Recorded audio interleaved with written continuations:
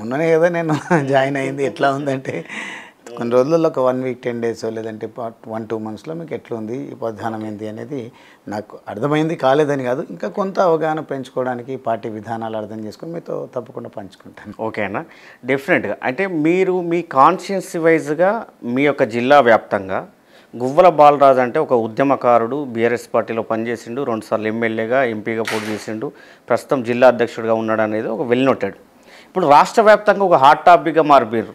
ఇప్పుడు media, politics, political leaders అంతా మీ చుట్టూ తిరుగుతూ ఉంది. సో ఎవరి గువ్వల బాలరాజు అనే ఒక అంశాన్ని మనం ఒక క్లుప్తంగా మీ నేపథ్యాన్ని ప్రస్తావిద్దాం. ఎక్కడన్నా మీ గ్రామం ఎక్కడ, మీ నేపథ్యం ఏంటి? వనపర్తి జిల్లా, వనపర్తి కాన్స్టిట్యున్సీలో గోపాల్పేట్ మండల్ పొలికెపహాడ్ అనేది ఒక చిన్న గ్రామం. అది ఓకే. ఒక వలస కూలీ కుటుంబం నుంచి వచ్చి నేను నా స్కూలింగ్ అంతా వనపర్తి, ఇంటర్మీడియట్ మహబూబ్ నగర్, అదే మాదిరిగా degree, LLB, LLM Hyderabad Osmania university నుంచి నేను చేయడం జరిగింది. బట్ ఎప్పుడు కూడా యూనివర్సిటీ క్యాంపస్లో లేను. మొదటిసారి ఎమ్మెల్యే అయిన తర్వాత నేను పిహెచ్డి కూడా జాయిన్ అయ్యి కంప్లీట్ చేసుకోవడం జరిగింది. ఎమ్మెల్యే అయ్యాక చేశారా? ఎమ్మెల్యే అయిన తర్వాత నేను మొదటిసారి అయిన తర్వాత రెండవసారి ఎంట్రన్స్ రాసి నేను సాధించడం. మొదటిసారి నాకు సీట్ రాలేదు. కారణం ఏంటంటే బిజీ షెడ్యూల్ ఉండడం వల్ల ఆర్టికల్స్ కొన్ని పబ్లిష్ చేసే ప్రాసెస్ ఉంటుంది. ఆ ప్రాసెస్లో కొంత నేను వెనకపడిపోవడం వల్ల నేను మొదటిసారి అడ్మిషన్ సాధించలేకపోయినా. సెకండ్ టైం నేను అనుకున్నటువంటి లక్ష్యం, ఎందుకంటే మీకు అందరు కూడా తెలుసు, నేను బాబాసాహెబ్ అంబేద్కర్ గారిని ప్రేరణగా తీసుకొని నిరంతరం ఒక నిత్య విద్యార్థిగా ఉండాలని ఒక లక్ష్యంతో నేను పిహెచ్డి చేయడం. ఏ అంశం పైన చేశారన్నా పిహెచ్డి మీరు? లాలో పిహెచ్డి చేయడం జరిగింది. అంటే పర్టికులర్ ఏ అంశం పైన చేశారు? ఈ legislative privileges in India and judicial response. Okay. అంటే వీటిపైన నా టాపిక్, దీనిపైన నేను పిహెచ్డి చేయడం జరిగింది. దాని తర్వాత ఈ ఎన్నికల్లో ఓటమి తర్వాత నేను ఎక్కడ కూడా నా సమయాన్ని వృధా చేసుకోకుండా మా ఇంటికి వెనకాల, మా ఇంటి పక్కనే ఉంటున్నటువంటి ఇండియన్ స్కూల్ ఆఫ్ బిజినెస్ ఐఎస్బిలో నేను ఒక 1 year కోర్స్ చేయడం జరిగింది, advanced management programme in public policy. Okay. కారణం ఏంటంటే ఒక పాలసీ మేకర్గా ఇప్పుడున్నటువంటి పరిస్థితుల్లో కోరిక ఉంటుంది అందరికీ, చాలామందికి. ఎంత ఎదిగినా కానీ, ఏ రంగంలో రాణించినా కానీ అంతిమంగా మళ్ళీ రాజకీయ రంగానికి రావాలనేది మోస్ట్ ఆఫ్ ది సక్సెస్ఫుల్ పర్సనాలిటీస్కి ఉంటుంది. కానీ మొదటి నుంచే అదే లక్ష్యంతో వచ్చిన కాబట్టి పాలసీ మేకర్, ఎమ్మెల్యే కావడం, ఎంపీగా పోటీ చేయడం, ఇవన్నీ కూడా జరిగి. మీరు ఎమ్మెల్యే కాకుంటే ముందు మీ వృత్తి ఏంటన్నా? నేను మా అమ్మ నాన్న, నేను ఇంతకుముందు చెప్పినా కదా, వలస కూలి కుటుంబం. హైదరాబాద్ వివిధ జిల్లాలకి ఇరిగేషన్ ప్రాజెక్ట్స్ కోసం వలస వెళ్ళడము. హైదరాబాద్ బాగా డెవలప్ అవుతున్నటువంటి సందర్భంలో 30 సంవత్సరాల పాటు వారు ఇక్కడ కూలీ పని చేస్తూ మా నాన్న కొంతమంది లేబరర్స్ను తనతో పాటుగా పెట్టుకొని పని చేసేవాడు. ఆ టైంలో నేను డిగ్రీ చేస్తూ అదే మా నాన్న అందుకే నన్ను చాలా గర్వంగా ఇతరులతో చెప్పడం జరుగుతుంది ఎప్పుడైనా, మా కొడుకు మట్టిని బంగారం చేసిండు, మా కొడుకు ఒక గొప్ప ఆనిముత్యం అని అప్పుడప్పుడు ఇతరులతో పంచుకుంటూ ఉంటారు. కారణం ఏంటంటే చేసింది ఎక్స్కవేషన్ ఫీల్డ్ అయినప్పటికీ మంచి ఆంటర్ప్రీనర్గా నేను పేరు తెచ్చుకోవడం జరిగింది. మంచిగా వ్యాపారంలో స్థిరపడ్డం జరిగింది. ఏ విధమైన వ్యాపారాలు? అంటే ఎక్స్కవేషన్ అంటే తవ్వకాలు, బ్లాస్టింగ్ వర్క్లు, లెవెలింగ్ వర్క్స్, అదేవిధంగా పెద్ద పెద్ద కమర్షియల్ ప్రాజెక్ట్స్కు సెలార్ ఎక్స్కవేషన్స్, అవన్నీ కూడా ఎక్విప్మెంట్ ఆల్మోస్ట్ నా దగ్గర ఒక ఇరిగేషన్ ప్రాజెక్టు పని చేసేంత ఎక్విప్మెంట్ 20 years ముందే నా దగ్గర ఉన్నది. ఆ రకంగా చదువును నెగ్లెక్ట్ చేయకుండా వ్యాపారాన్ని కూడా నేను ఎంచుకొని ముందుకు వెళ్ళడం జరిగింది. అంతిమంగా నాకు ఉన్నటువంటి కోరిక రాజకీయాల్లోకి రావాలి, political power is master key అనేది నాకు వంటబట్టింది. ఇంకా చాలా ఇన్ఫ్లుయెన్సెస్ నా పైన ఉన్నాయి రాజకీయాల్లోకి రావడానికి, దానివల్ల నేను రాజకీయాల్లోకి రావడం. అంటే బేసిక్గా జనరల్గా ఒక దళిత కుటుంబంలో పుట్టిన మీరు, ఒక మాదిగ కుటుంబంలో పుట్టిన మీరు 20 సంవత్సరాల క్రితము అంటే ఆ జాతిలో ఇంకా అంత చైతన్యం లేదు, సామాజిక స్పృహ కూడా అంతంత మాత్రమే. అలాంటి కులంలో, అలాంటి జాతిలో పుట్టిన మీరు అసలు ఏదైనా ఒక ఉపాధికి వెళ్ళాలి, లేదా పక్కూరికి వెళ్ళాలి, పని చేసుకోవాలి, చదువుకోవాలనే ధ్యాస కూడా చాలా తక్కువ ఉంటుంది. అలాంటి మీరు డైరెక్ట్ వ్యాపార రంగంలోకి అడుగు పెట్టాలనే ఒక ఆలోచన మీకు ఏ విధమైన రిస్క్ అనిపించలేదా, లేకపోతే ఎలా వెళ్ళాలనిపించింది? మీరు ఎదుర్కొన్న పరిస్థితులు ఏంటి మీ బాల్యంలో? మురళి, ఒక విషయం నేను నిజంగా చెప్పదలుచుకున్నది ఏంటంటే, ఇవన్నీ కూడా మనం ఎంత అనుకున్నా కానీ భగవంతుడు అనేవాడు ఉన్నాడు. ఒక్కొక్కరిని ఒక్కొక్క దానికోసం నిర్ధారించి పెడతారు. నేను విశ్వసించేది ఏంటంటే, నాకున్నటువంటి లక్ష్యం నేను 7th క్లాస్లోనే ఎమ్మెల్యే అయితే ప్రకటించి ఒక పొలిటికల్ పార్టీ ఉంటుంది, బీఫామ్ ఉంటుంది, ప్రజలు ఓట్లు వేయాలి, నామినేషన్ వేయాలి, ఇవన్నీ నేను తెలియకుండానే నేను వనపర్తి టౌన్లో ఒక స్లమ్ ఏరియాలో మా మేనత్త అక్కడ ఉండేది. మా మేనత్త దగ్గర నేను పెరగడం జరిగింది. 3rd క్లాస్ వరకు కూడా మా మేనత్త ఇంట్లో మేము పెరగడం జరిగింది. ఆ సందర్భంగా టీడీపీ అదేవిధంగా కాంగ్రెస్ పార్టీకి సంబంధించినటువంటి పార్టీ ఆఫీసెస్ అక్కడ ఉన్నాయి. ఇక్కడ ఎన్నికల ప్రచారంలో భాగంగా అభ్యర్థులు రావడం, హంగామా కావడం, ఇవన్నీ కూడా సాంగ్స్ లేకుంటే విమర్శలు, స్పీచెస్ అవన్నీ విని నా పైన ఒక ఇన్ఫ్లుయెన్స్ ఉన్నది. దానికి హంగు ఆర్భాటాలను మిమ్మల్ని ఆకర్షించి హంగు ఆర్భాటాలే కదా, ఇంకా చెప్పాలంటే మీకు సమయం ఉందంటే చెప్తా, కానీ పర్లేదు చెప్పండి. అంటే మిమ్మల్ని ఏం కదిలించింది ఈ వైపు అనేది? మా నాన్న వాళ్ళ అన్నయ్య, మా పెద్దనాన్న చిన్నప్పుడు నేను 4 years ఏజ్ నాదప్పుడు మా వాళ్ళు వలస ఉన్నారు. నేను కూడా చిన్నప్పుడు మా పేరెంట్స్తోనే ఉన్నప్పుడు వలస వెళ్ళినటువంటి సందర్భంలో మా ఊర్లో మేము పెద్ద ఆస్తిపరులం ఏం కాదు, ఉన్నంతలో ఒక 2-3 ఎకరాల భూమి ఉన్నదో ఏమో, కానీ మా పెదనాన్న వ్యాపారం అక్కడ వ్యవసాయం చేసుకుంటూ తన వృత్తి చేసుకుంటూ ఉన్నారు. ఆ టైంలో ఎందుకో పొలం దగ్గర ఎక్కడో క్షణికావేశంలో మా పాలి వాళ్ళతోనే పంచాయతీ అయినట్టుంది, కొట్లాట అయినట్టుంది. వాళ్ళు అనుకోకుండా కొట్టడం వల్ల మరణించాడు. మీ నాన్నగారు మర్డర్. మా పెదనాన్న, మా నాన్న మా అమ్మ ఇప్పటికి కూడా ఆరోగ్యంగా హెల్తీగా ఉన్నారు భగవంతుడి దయతో. అయితే ఆ టైంలో మా గ్రామంలో నాగిరెడ్డి అని ఒక సర్పంచ్ గారు ఉన్నారు. ఆ సర్పంచ్ చాలా పవర్ఫుల్. నాగిరెడ్డి అంటే చాలా పాపులర్ పేరు అప్పుడు. సారా మామలా నడిపించేది, కాంట్రాక్ట్ నడిపించేటువంటి వ్యక్తి.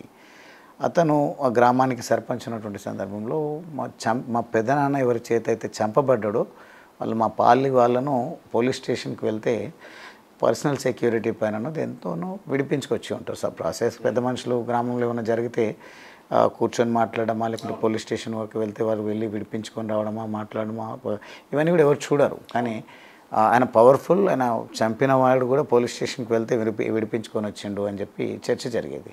కొన్ని రోజులకు మర్డర్ ప్రూవ్ అయిన తర్వాత వాళ్ళు జైలుకు కూడా వెళ్ళడం జరిగింది. వెళ్ళినటువంటి వాళ్ళను ఆబ్వియస్గా నేను కూడా అడ్వకేట్ కాబట్టి చెప్తా ఉన్నా, బెయిల్ ప్రాసెస్ అవన్నీ ఉండొచ్చు, అవన్నీ కూడా ఉంటాయి కాబట్టి బెయిల్తోనే వాళ్ళు బయటకు వచ్చారు. కానీ సమాజంలో ఎంత విస్తృతంగా చర్చ జరిగింది మా గ్రామంలో ప్రత్యేకించి అంటే, పోలీస్ స్టేషన్కి వెళ్ళినా కాపాడిండు వాళ్ళను, జైలుకు వెళ్ళినా తీసుకొచ్చిండు. అట్లని మాకు అగేన్స్ట్లో కాదు, మా పెద్ద ఆయన అట్లాగే చనిపోయిండు, కానీ వీళ్ళను మాత్రం ఎవరైనా కాపాడుకోవాలి, గ్రామం పెద్దగా తీసుకొని వచ్చిండు అని. వాళ్ళ కుటుంబ సభ్యులు చేసిండా లేకుంటే వాళ్ళ చుట్టాల ప్రయత్నంతో వచ్చిందా తెలియదు, కానీ సర్పంచ్ గారి పేరు మాత్రం బాగా ఎలివేట్ అయింది, వారి వల్ల వీళ్ళు బయటకు వచ్చిండ్రు అనేది. ఓకే, అది నా మైండ్లో ఉండడము. నేను మా మేనత్త ఇంట్లో ఉన్నప్పుడు మా మామగారు గంధం లక్ష్మయ్య అని మా మేనత్త భర్త, వారికి 3 కుమారులు, 1 కుమార్తె, అందరు కూడా నాకంటే పెద్దవాళ్ళు. నన్ను చాలా ప్రేమగా, కానీ నాతోనే పని ఎక్కువ చేయించేవాడు. ఇంట్లో ఏదున్నా కానీ ప్రేమగా ఉండేవాడు, మాతో ఎక్కువ పని చేయించేవాడు. కారణం ఏంటి అని అంటే, నేను చాలా యాక్టివ్గా ఉండేవాడిని. ఏదైనా పని నాకు అప్పగించిందంటే తొందరగా ఫినిష్ చేసుకొని నా దోస్తులతో ఆడుకోవాలనే ఆలోచనతో ఉండేవాడిని. అయితే ఏ పని అప్పగించినా ఫినిష్ చేసినట్టే ఇంకో పని చెప్పేవాడు. ఓకే, వారి ఉద్దేశం ఏంటంటే నన్ను ఇంకా షార్ప్గా ఉన్నారు, డిసిప్లిన్గా ఉండాలి, ఎండకు వెళ్ళకూడదు, అనవసరమైనటువంటి ఫ్రెండ్షిప్ వల్ల తల్లిదండ్రులు వలస వెళ్ళిండ్రు, నా ఇంటికి వచ్చిన దానికి వీడు ఏదైనా ప్రయోజకుడు కావాలనేది ఆయన మోటో, అంతకు తప్ప వేరే ఏం లేదు. నాతో చాకరీ చేయించాలనో ఇంకోటో కాదు. ఆ టైంలో మా మామగారు ఎప్పుడు కూడా, మా మేనత్త కానీ మేనత్త పిల్లలు కానీ పెద్దగా అది లేదు. మా మామ మాత్రం పాలిటెక్నిక్లో ఒక అటెండర్, గవర్నమెంట్ పాలిటెక్నిక్లో అటెండర్ కాబట్టి వారికి అవగాహన ఉన్నది, చదువుకున్నటువంటి ప్రాధాన్యత వారికి తెలుసు. కాబట్టి చదువుతో పాటుగా నా యాక్టివ్నెస్ చూసిన తర్వాత, నేను నా చురుకుతనం చూసిన తర్వాత, నా ఫ్రెండ్స్ నా కోసము కుప్పలుగా మా ఇంటి దర్వాజా దగ్గరికి వచ్చి నా కోసం వేచి చూసే విషయాలన్నీ కూడా గమనించి, వీడు మా ఇంట్లో ఉన్నాడు, మా కొడుకులకు అంత లీడర్షిప్ క్వాలిటీస్ లేవు, కానీ వీడైతే లీడర్ అవుతాడు, వీళ్ళ గ్రామానికి సర్పంచ్ చేయాలి అని నాగిరెడ్డి ఉన్నటువంటి పేరును బట్టి వారికి ఫిక్స్ అయిపోయింది. ఓకే, ఆ సందర్భంగా నాగిరెడ్డి గారు సర్పంచ్నరు, గ్రామానికి సర్పంచ్ చేయాలన్నప్పుడు అవన్నీ నా మైండ్లో నాటుకున్న తర్వాత నేను అనుకున్నాను ఇంకా బ్రాడ్గా, నేను మా గ్రామానికి వెళ్ళడం ఏంది, నేను పెరిగింది మొత్తం టౌన్లోనే. ఓకే, నేను అక్కడికి వెళ్ళి సర్పంచ్ కావడమే. మా ఊరికి వెళ్ళినా అంటే నేను 7th క్లాస్ ఎగ్జామ్స్ అయిపోయిన తర్వాత వెకేషన్స్లో వెళ్ళడం జరిగింది. ఓకే, మధ్యలో వచ్చి ఉండొచ్చు, కానీ వెళ్ళడానికి ఆస్కారం కూడా లేదు, మా అమ్మ నాన్న వలసలు వెళ్ళి ఉంటారు కాబట్టి. ఓకే, అయితే ఆ టైంలో నాకు మైండ్లో వచ్చింది నేను ఎమ్మెల్యే కావాలని. అప్పుడే 4th క్లాస్ నుంచే నాకు బాగా గుర్తు. అందరూ 7th క్లాస్లో మీరు ఎమ్మెల్యే కావాలనుకున్నారు. 4th క్లాస్ నుంచే నా వెంబడి నా ఫ్రెండ్స్ బాగుండేవారు. జీబీఆర్ అనేది ఇప్పుడు కేసీఆర్, పీజేఆర్, ఎన్టీఆర్ అని ఉన్నది కదా, ఎన్టీఆర్, జిఎంఆర్ కూడా, అవి మన ఎంజీఆర్ కూడా అంత లేదు నాకు. మన రాష్ట్రంలో మాత్రం ఎన్టీఆర్ ఈ రకమైనటువంటి ఒక రకంగా ఎన్టీ రామారావు గారిని ఎన్టీఆర్ అని పిలుచుకునేవాళ్ళం. అది బాగా ఇన్ఫ్లుయెన్స్ ఉన్నది నా పైన. అప్పుడే మా ఫ్రెండ్స్ జీబీఆర్ అని, గువ్వల బాలరాజ్, బాలరాజ్ కంటే ఎక్కువ నా ఫ్రెండ్స్ సర్కిల్లో మాత్రం జీబీఆర్ అని పిలిచేవాళ్ళు. ఆ రకంగా కొంత అనుకోకుండా, నేనేం విద్యార్థి సంఘాల్లో పనిచేయలేదు, లేకుంటే ఇంకో అడవుల్లోకి వెళ్ళి నక్సలైట్ లాగానే పనిచేయలేదు, ఆర్ఎస్యూ వాళ్ళలో పనిచేయలేదు, కుల సంఘాల్లో చేయలేదు, ప్రజా సంఘం ఏ సంఘాలలో కూడా పనిచేయలేదు. బట్ నా థాట్ మాత్రం క్లియర్గా ఉన్నది, నేను ఎమ్మెల్యే కావాలని. 7th క్లాస్ నుంచి కూడా ఎక్కడికి వెళ్ళినా నేను ఎమ్మెల్యే అవుతా. నాకున్న గొప్ప క్వాలిటీ అంటే అప్పటికి మీకు ఈ ఐడియాలజీ గురించి అవగాహన లేదు, పార్టీల నిర్మాణం ఎలా ఉంటుంది, ప్రజాస్వామ్యం అంటే ఏంది, ఇవన్నీ ఏమి చిన్న 7th క్లాస్లో ఏముంటుంది, ఊరికి ఎమ్మెల్యే అనుకోవడమే వచ్చింది తప్ప. దానివల్ల అక్కడ నుంచి అనుకోవడం, అదే సెన్స్లో నేను చదువును మరి ఎక్కువ చదివితే మా వాళ్ళు ఉద్యోగం వైపు నన్ను పుష్ చేస్తారనే ఆలోచనతోన, ఎందుకంటే బాగా చదువుకున్నాడు, టీచర్ అయ్యిండు, మావాడు కండక్టర్ అయ్యిండు, డ్రైవర్ అయ్యిండు అనేది బాగా వింటుండేవాళ్ళు. అవును, నన్ను కూడా అదే రకంగా పుష్ చేస్తారా అయింది అని భయంతోనే నేను కొన్ని ఇంటర్మీడియట్లో మాత్రం ఒక్కసారి ప్రూవ్ చేసుకున్నాను, చదివితే ఏమైనా చేయగలుగుతా అని. ఓకే, కానీ చదివితే ఎట్టి పరిస్థితుల్లో మళ్ళీ ఉద్యోగమే చేయాల్సి వస్తుంది ఒక భయం ఉన్నది. కాకపోతే ఇంకొకటి కూడా ఉన్నది, కొంత పరిజ్ఞానం పెరిగిన తర్వాత ఒక సివిల్స్ రాయాలి, సివిల్ సర్వెంట్ కావాలి అయితమా అని అంచనా వేసుకున్నప్పుడు నాకున్నటువంటి కల్చర్, నాకున్నటువంటి సర్కిల్లో మాత్రం అది ఇంపాసిబుల్, నాతో కాదు. కాబట్టి నేను పొలిటికల్ లైనే ఎంచుకొని పనిచేయాలని నేను ముందుకెళ్తున్నప్పుడు, నాకు ఆర్థిక పరిపుష్టి సాధించాలి, కొంత గొప్ప చదువు, దాని తర్వాత క్లారిటీతో ముందుకు పోతే బాగుంటుందని ఫిక్స్ చేసుకొని ఎక్కడ అటెన్షన్ డైవర్ట్ కాకుండా నేను చదువుకుంటూ, నేను కొంత వ్యాపారం చేస్తున్న తరుణంలో మండ్రు నారాయణ రమణారావు గారని మీకు గుర్తుండొచ్చు, తెలంగాణ భవన్లో ఒకసారి యాగశాల మంటలు వచ్చినప్పుడు వారు నన్ను కేసీఆర్ గారికి పరిచయం చేయడం జరిగింది. ఓకే, అనుకోకుండా, అది పెద్ద అది కాదు, యాదృచ్ఛికంగా కేసీఆర్ గారిని ఏం రాజకీయాలు ఇష్టం లేదా అంటే, నాకు రాజకీయాలే ఇష్టం, నా లక్ష్యమే అది అని పొగరుగా చెప్పిన నేను.